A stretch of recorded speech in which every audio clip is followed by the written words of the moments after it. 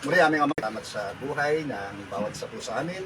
Salamat sa isang linggong nagdaan, Panginoon, na kung paano kami po ay pong iningatan, ginabayan, at gayon din, Panginoon, kinatagpos sa lahat po ng aming mga pangangailangan. At sa mga oras na ito, dinadalangin din po namin, Panginoon, na kami po ay pong patawarin sa lahat po ng aming mga naging pagkukulang.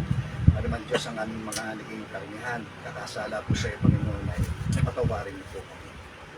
At alang-alang sa iyong kahabagan, kami po ay patuloy na humingi ng iyong patnubay sa amin sa mga oras po nito. Kaya po ng mga salita ay itong basbasan, magbigay sa amin, Panginoon, ng tulang, Panginoon. At kami po, Diyos, ay tuloy na makita po namin ang aming kaabahan at makita rin po namin higit, Panginoon, ang iyong kadakilaan, Panginoon. Ito po, minsan pang aming panalangin sa pangalan ni Jesus. Amen. Amen. Sige po. So, pag-usapan natin ngayon ay yung person-to-person evangelism, ano? Mahalaga ang pag-aebanghelyo sapagkat yung sinabi ni Paul, no, doon sa Romans chapter 1 verse 16, hindi niya ikinahiya ang mabuting balita sapagkat ito ang kapangyarihan ng Diyos ay kaliligtas ng bawat nananampalataya kay Kristo. Una sa mga Hudyo, gayon din sa mga barbaro at mga Grego. No, ibig sabihin, ano man ang lahi ng tao, ang ebanghelyo ay para sa lahat ng lahi ng tao, no? So bahagi ng central ng mensahe ng ebanghelyong ito ay nakasentro sa ating Panginoong Jesus, no? Hindi na kanyang sinabi doon sa unang Korinto, kabanatang 15, na yung pananampalataya ng mga mananampalataya sa Korinto ay nakasentro sa ating Panginoong Jesus, sa kanyang kamatayan, paglilibing, at gayon din sa kanyang muling pagkabuhay. So dito, sa chapter 8 ng Gawa, no, ay ito ay isang encounter ng isang mananampalataya, no, sa katauhan mo ni Felipe, no, na tinuring na isang evangelista na kung saan, no, yung ministry niya dito sa Samaria, nung siya magtungo rito, ay talagang umusbong, no, yung kanyang pangangaral ng ebanghelyo, no, kaya marami mga Samaritano ang mga sumampalataya nang siya ay mangaral dito, no. Katunayan, no, ay sinusugan pa nila Pedro, ilang mga apostol, ang pagpunta rito sa Samaria upang susugan, no, yung mga mananampalatayang ito upang mga laga at mga siwa sa mga bagong mananampalatayang ito. Pero ang kagandahan dito ay numango sa Pag-Diyos sa kanya sa magitan din ng Espiritu Santo ay inutusan siya ng Diyos na pumunta dito sa ilan, no? At dito ay meron po siyang kakatagpuin isang kaluluwa rin, no, sa katauhan po nitong Ethiopian eunuch ito, no? At dito may mensahe rin tayong may bibigyan Diyos sa atin na ang kaluluwa ng isang tao kahit ang isa ay mahalaga sa puso ng Diyos, no? Kaya sabi rin niya doon sa Mark chapter 8, no, ano mapapala ng isang tao, makamtan man niyang buong sanlibutan, kung ang kanyang kaluluwa naman ay mapahamak, ay baliwala rin, no? So, walang katumbas na halaga o mga bagay dito sa mundo ang isang kaluluwa ng isang tao. Kaya gayon din, no? Sabi roon sa Luke chapter 15, sa isang makasalanan nagbalik loob sa Diyos, ang sabi roon ay libo-libo mga anghel ang nagsisipaggalakan doon sa kalangitan, no? Mula sa isang makasalanan nagsisi at nagbalik loob sa Diyos. So gayon din, no? Sa bawat isa ng mga nakakapakinig ngayon, mahalaga ikaw mismo ay mahalaga sa puso ng Diyos, no? Sapagkat ang lahat ay nagkasala at walang sino mang karapat-dapat sa paningin ng Diyos. Yan ang ating kalagayang spiritual sa harapan po ng Diyos, no? Okay, sige, balikan natin itong encounter nito ni Felipe dito sa isang eunuko dito sa ilan, no? Sabi rito, pagkatapos si Felipe naman ay inutusan ng anghel ng Panginoon na pumunta kaagad sa timog sa daan patungong Gaza mula sa Jerusalem. Kaya't naparoon si Felipe sa darating naman ng isang Ethiopian eunuko, siya ang tagapamahala sa lahat ng kayamanan ng kandasin ng reyna ng Ethiopia. Nagpunta siya sa Jerusalem at sumamba sa Diyos. Okay, no? So itong eunukong ito ay isa ho siyang gentil, no? Ang tawag ng Hudyo sa hindi Hudyo ay gentil, no? tayo po ay considered Gentiles po tayo, no?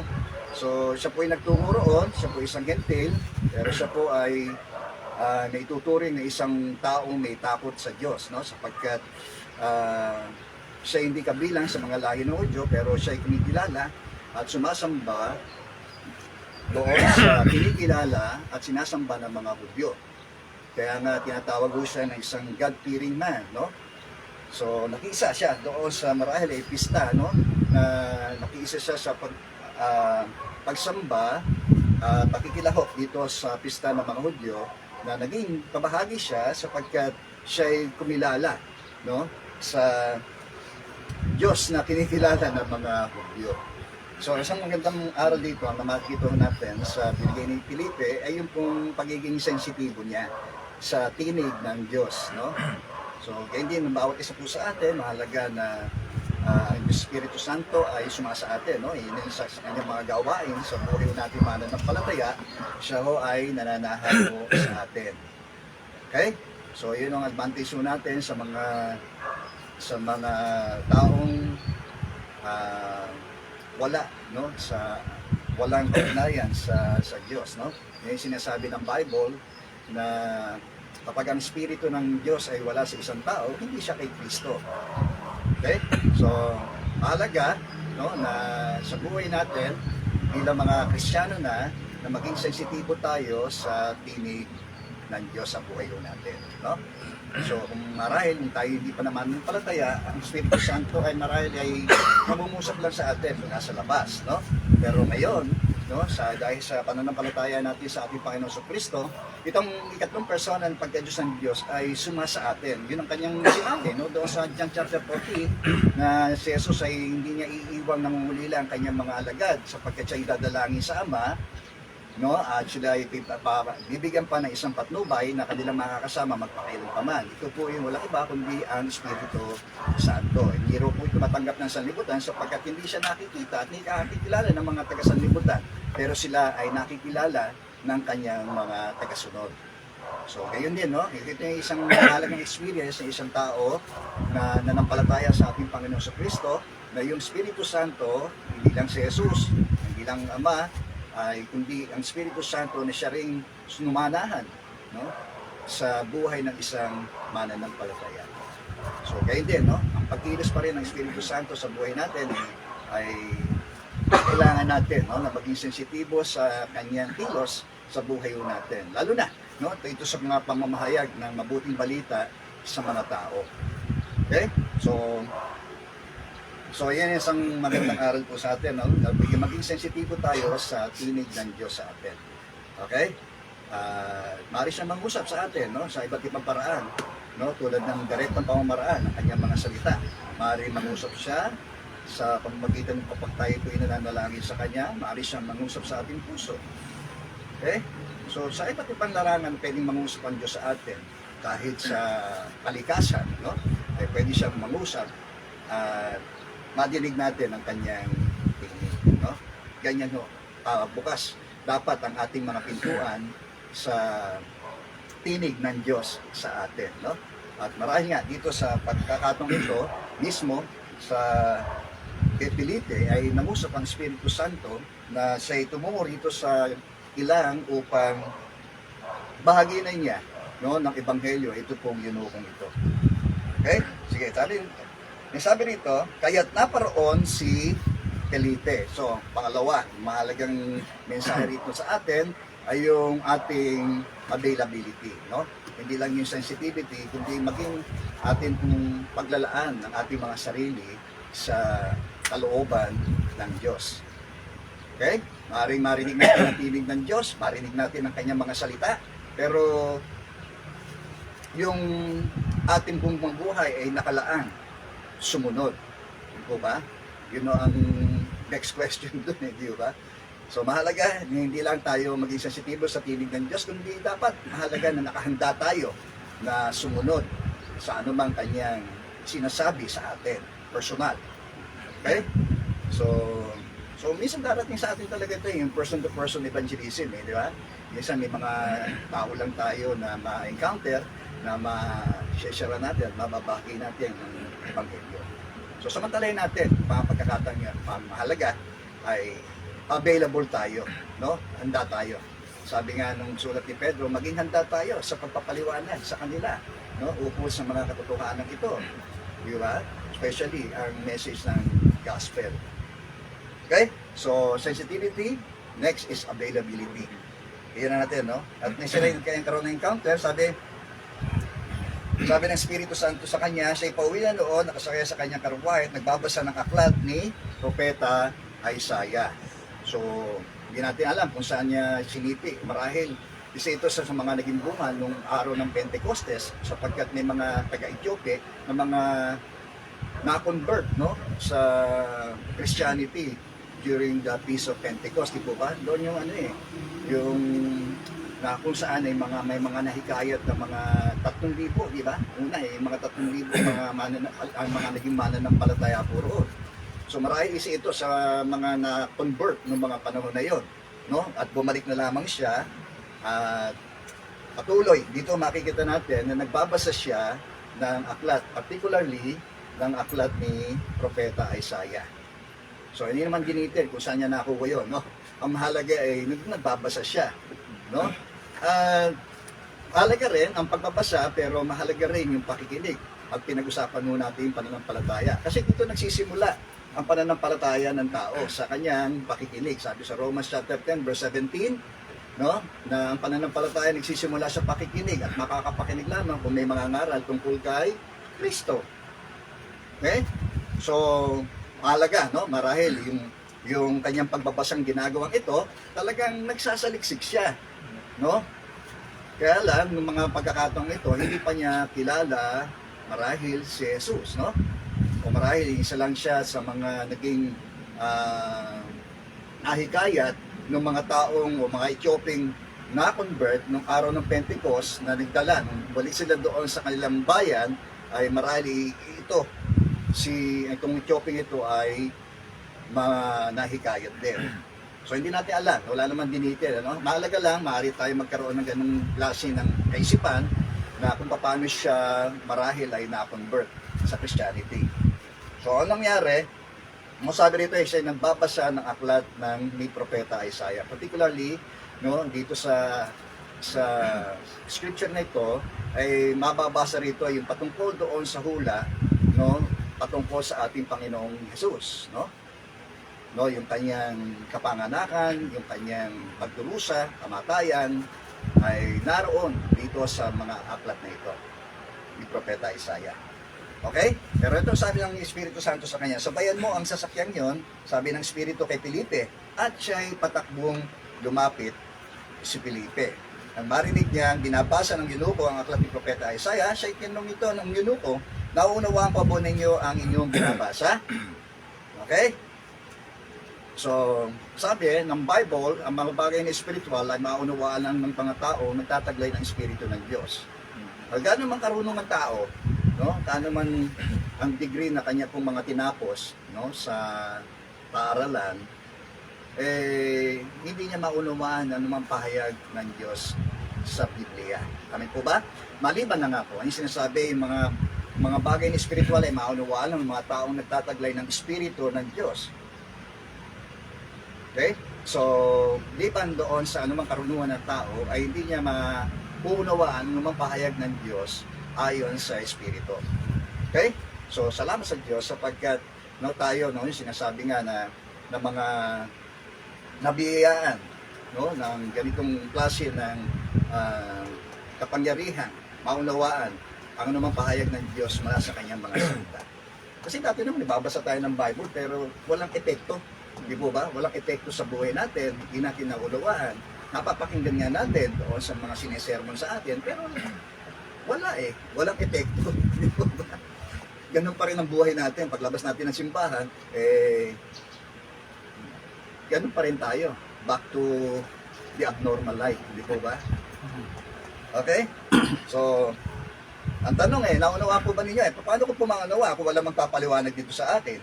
So, isang magandang pagbubukas ng komunikasyon sa atin nung makakausap, no?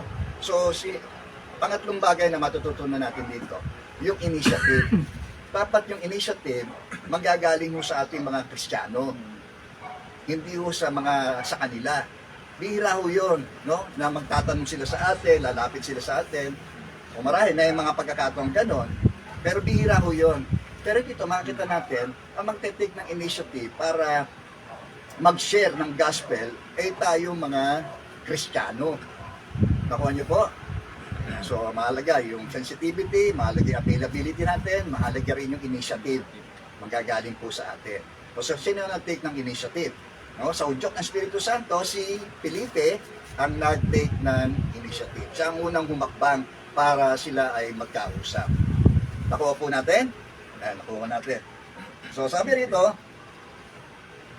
ito ang bahagi ng kasulatan binabasa niya kung paanong walang imik ang mga tupa sa dinadala sa patayan o ang kaldero sa harapan ng manggugupit. Gayun din naman, hindi siya nagbuka ng kanyang bibig. Siya ay hinamak at pinagkaitan ng katarungan, walang maitatala tungkol sa kanyang inapo, sapagkat ginitil dito sa lupa ang kanyang buhay. So maliwanag naman, no, sa atin, ang tinutukoy dito ng propeta ay walang iba kundi ang ating Panginoong Jesus. Okay? Okay? Si Jesus, behind this book, di po ba? Ang Biblia. Ang nasa likod ng aklat na ito, ang banal na aklat na ito, walang iba kundi si Jesus. Okay? Sabihin mo nga sa akin, di ka nang yunuko kay Felipe, sino ba ang tinutukoy dito ng propeta? Sarili ba niya o ang iba? So dito, karoon siya ng pagkakataon na may paliwanag dito sa yunukong ito kung sino yung tinutukoy roon. Kaya buhat sa kasulatan. So ano ang kanyang ginamit? Ha? Kasulatan pa rin. Amen, no? So kung meron man tayong tool o pagkukunan ng ating pong mensahe, walang iba kundi ang Biblia. No? Sabi ng Bible, ang sulat ni Paul kay Timothy, mula pa sa pagkabata, alam na ang banal na kasulatan ay nagtuturo ng daan ng kaligtasan sa pamamagitan ng pananampalataya kay Kristo. Purihin ang Panginoon, no? So, ito ang saligan ng ating pananampalataya at magiging saligan din ng pananampalataya ng mga taong atin pong mahihikayan. Okay? So, gamitin ko na yung salitang mahihikayan o mako-convert mula sa Panginoon. Okay? Amin po. Yan. Kaya buwas sa kasulatan, ano, ay piniliwanag niya, ito'y sinalaysay niya sa kanya ni Felipe ang mabuting balita tungkol kay Jesus, no? So, the central message of the gospel, no? Kanino? Sino? Naisa sa isang persona. Sino yun? Si Jesus, ang ating Panginoong Jesucristo. Okay? So, ang Biblia hindi lamang tuturo ng daan kaya ating kaliligtas, kundi ito rin mga turuaning binigyan banal na kapangyarihan ng Diyos upang magamit natin sa pagtuturo ng katotohanan. No? Paano natin malalaman ng isang bagay o isang turo, aral ay kasinungalingan? Basahin natin ang katotohanan. Sabi at ang katotohanan na magpapalaya po sa atin. No? Ituturo sa atin ng mga katotohanan sa pagpapabulaanan sa mga maling aral. Okay, ngayon ay marami nang nagsisilipan ng mga maling aral, no? Kaya mag-aingat po tayo, no? Mahalaga na sinusuri natin, sinisiyasat natin ang bawat mga nagtuturo at nangangaral ng kahit ang Biblia ang kanila pong ginagamit, no? Sapagkat yun din naman ang sinabi ni Jesus, no? Sa mga huling araw, marami tatalikod sa kanilang pananampalataya, iiwan nila ang kanilang pananampalataya dahil doon sa mga erroneous doctrine na susundin ng mga ito. Okay? So, ano pa? Sa pag-akay sa matuwid na pamumuhay. So, ito ang Biblia ang magiging tamantayan natin, no, sa atin pong pamumuhay. Okay? Ito ang siya mag-aakay sa atin patungo doon sa isang matuwid na pamumuhay. Kaya ang isang taong talagang nakaranas ng kapanganakan muli, talagang nagbabago no? At malaking tulong sa kanya ang Biblia na siyang nagiging kanyang nagsisilbing ways, no? Direksyon ng kanyang buhay bilang isang Kristiyano. Okay? So, balik tayo, no? So, sabi, buhat sa kasulatan ito ay sinasay ni Felipe ang mabuting balita tungkol kay Jesus. Nagpatuloy sila sa paglalakbay, dumating sila sa isang lugar na may tubig. May tubig dito, sabi ng eunuko. Ako pa hindi maaaring bautismuhan. Tingnan niyo po, No, tumungong kagad siya doon sa bautismo, no? Sa tubig. Ito po yung bautismo sa tubig.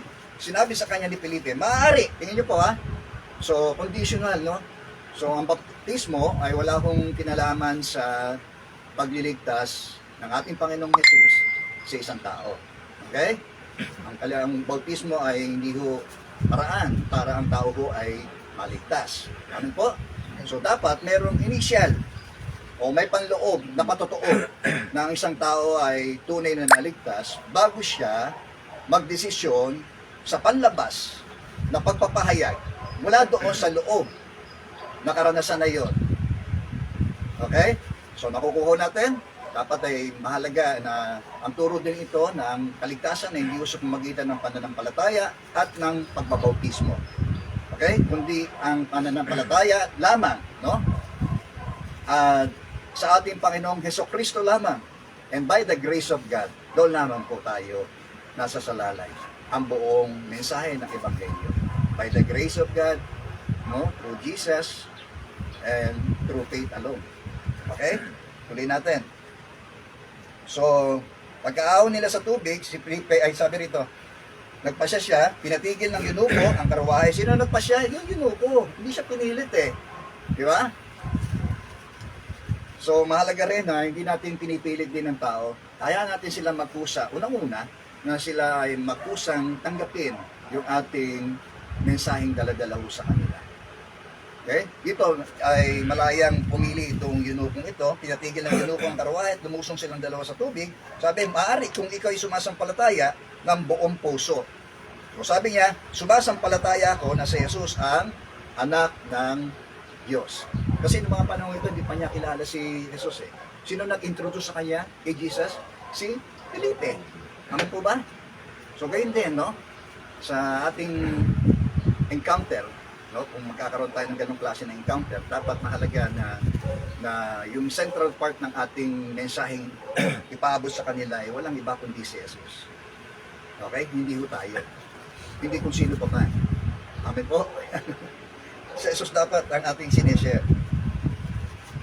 Sabi rito, pag-aahon nila sa tubig, si Felipe kinuha ng Espiritu ng Panginoon, hindi na siya nakita ng yunuko at nagpatuloy naman sa kanyang paglalakbay na tuwang-tuwa.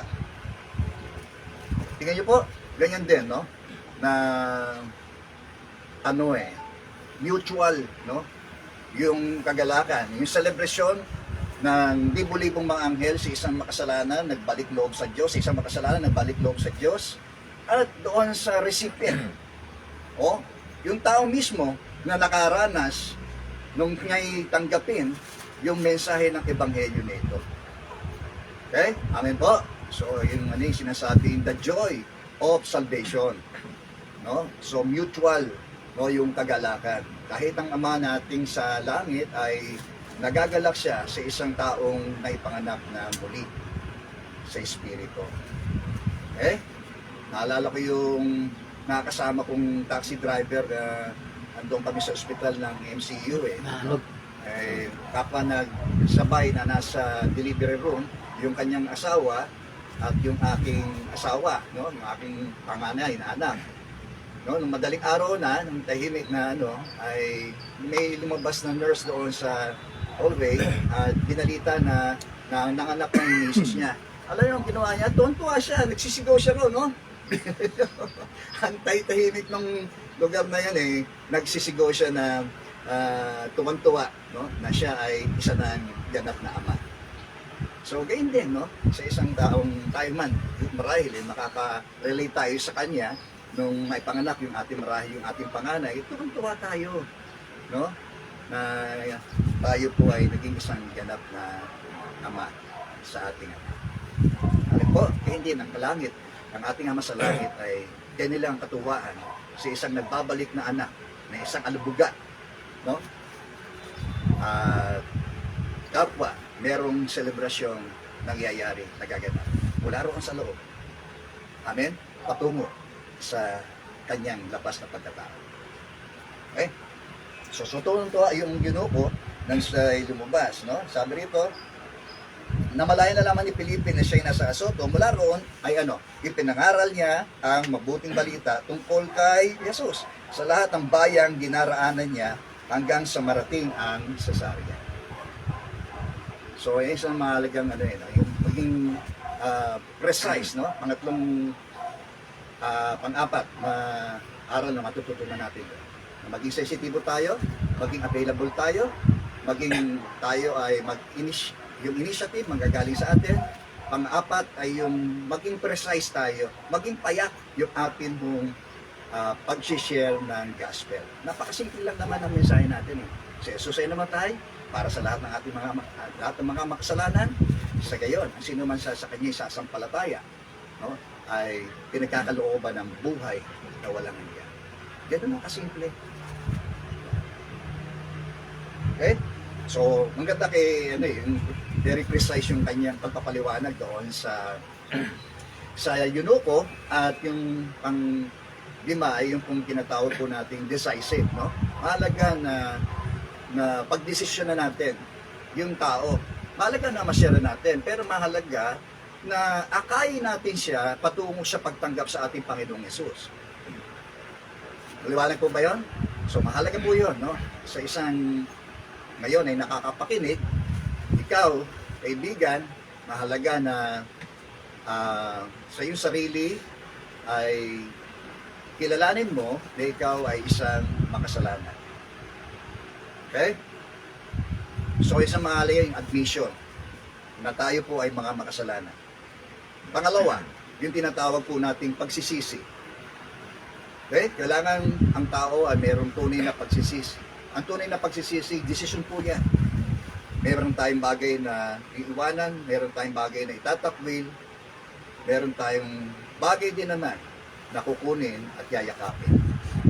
So, pagtalikod sa ating masamang gawain, yan ang tunay na pagsisisi. Okay? Pangatlo, tanggapin natin yung ginawa ni Jesus doon sa krus.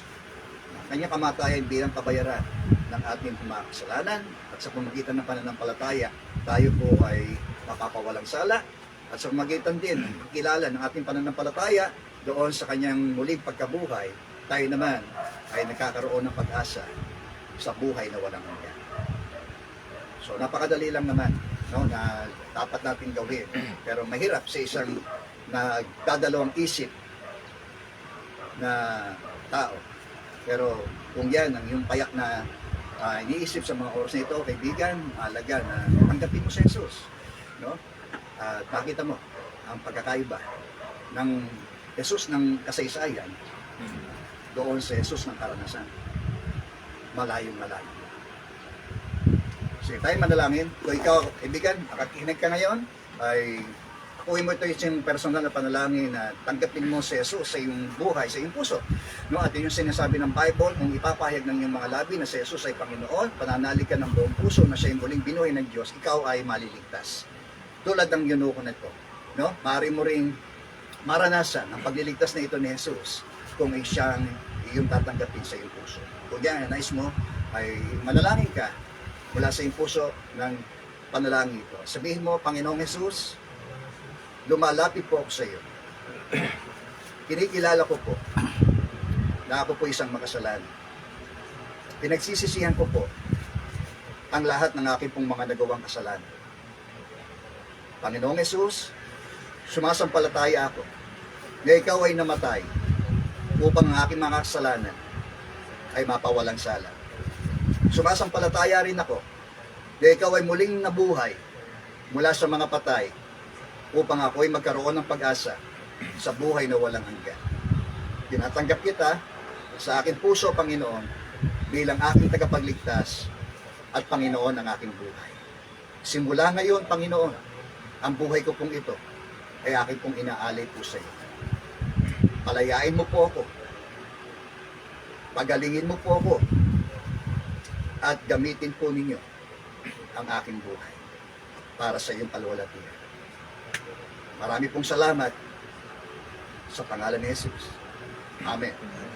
Okay? Kung ikaw'y nanalangin ng gano'n, no? Sinasabi ng Bible sa lahat ng mga tumanggap at nanalig sa Kanya, ipinagkalooban niya ng karapatan maging mga anak ng Diyos. no? Ito ngayon ay anak ng Diyos, no? Sikapin mo na ang kanyang mga salita ay yung patuloy na basahin. Makipag-ugnay ka doon sa mga marahil ay mga Kristiyanong iglesia na pupuno doon sa binting na hasig sa iyong buhay, no, para mapunan upang ikaw ay lumago sa iyong pananampalataya sa ating Panginoong Hesus. Ay manalangin. Muli aming Ama, nagpapasalamat po kami sa mga oras na ito. Hinihiling namin na tulad ni Felipe, Panginoon, ay hayaan po ninyo na patuloy kami maging sensitibo sa iyong tinig sa aming buhay, sa aming mga personal na buhay. May mga encounter kami, Panginoon, ay iyo pong binibigyan ng pagkakataon kami upang ma-share ka, Panginoon, sa iba. At naniniwala kami, Panginoon, na ikaw pa rin ang siyang patuloy na mangungusap sa amin, Panginoon, at nangusap sa amin sa mga sandali pong ito na patuloy nawa, Panginoon, ng aming mga sarili ay lagi po namin ilaan. Ano man ang aming sitwasyon, ano man ang aming kalagayan, Panginoon, ay matuto kaming sumunod bilang pagbibigay-laan ng aming po mga sarili, ng aming panahon, o Diyos, sa napakahalagang gampanin na ito, Panginoon, na inatas mo sa aming mga balikat, Panginoon, ay yung ibahagi namin ang iyong mabuting balita ng iyong pagliligtas, Panginoon. Bigyan mo kami, Panginoon, ng katapangan, ibahagi ito, Panginoon, uspusin mo kami patuloy ng iyong Santong Espiritu, Panginoon, upang patuloy kaming magkaroon ng katatagan at katapangan, ito'y ibahagi po namin sa iba, Panginoon. At tulungan mo kami, napakadakilang mensahe ito, Panginoon, sa kaliligtas ng maraming tao, Panginoon. At sa magitan din na aming buhay, Panginoon, patuloy po ninyo kami na gamitin pa, Panginoon, upang sa gayon, Panginoon, ay matupad namin ang lahat, Panginoon, ay sinasabi, Panginoon, kapag naipangaral na ang mabuting balita sa lahat, bawat sulok, Panginoon, ng dating na ito, Panginoon, sa kadarating ang kawangasan, Panginoon. At itong mga dissemination ng gospel, Panginoon, ay mangyari nawa, Panginoon, sa magitan din ng mga anak na ito para sa iyo pong paghahari sa aming buhay, Panginoon. So yun namin binabalik ang lahat ng pagpuri. Salamat, Panginoon. Dinadalangin din po namin sa mga oras mong ito. Ito po namin mga kapatid na wala po sa mga sandali pong ito. Kailangan namin, Panginoon, kung ano man ang kanilang pinagdaraanan, kinalagayan, Panginoon, di po silang abutin, Panginoon, pagalingin, Panginoon, sila man ay may mga karamdaman sa pangalan po ng iyong anak na si Jesus, Panginoon. Bigyan mo kami patuloy ng isang pananampalataya, bigyan mo kami patuloy ng isang espiritu, Panginoon, upang lalo po namin mapagtibay, mapaglaanan, Panginoon, ang iyong mga pinagagawa po sa amin. Para sa iyong paluwalhatian, kami po ay nagbabalik ng papuri, karangalan at kadakilaan sa iyong pangalan lamang, aming Panginoong Jesus. Ito po ang aming pong samot panalangin. Amen. Amen, amen. Thank you po. So, Brother Rico, Tatay Pabs, Brother Omi, Brother Tony, Brother Ronnie, si Pastor Rick, Brother Norman, Brother John, Brother Ruben, and Brother Alan. Also, siyempre ako, yours truly.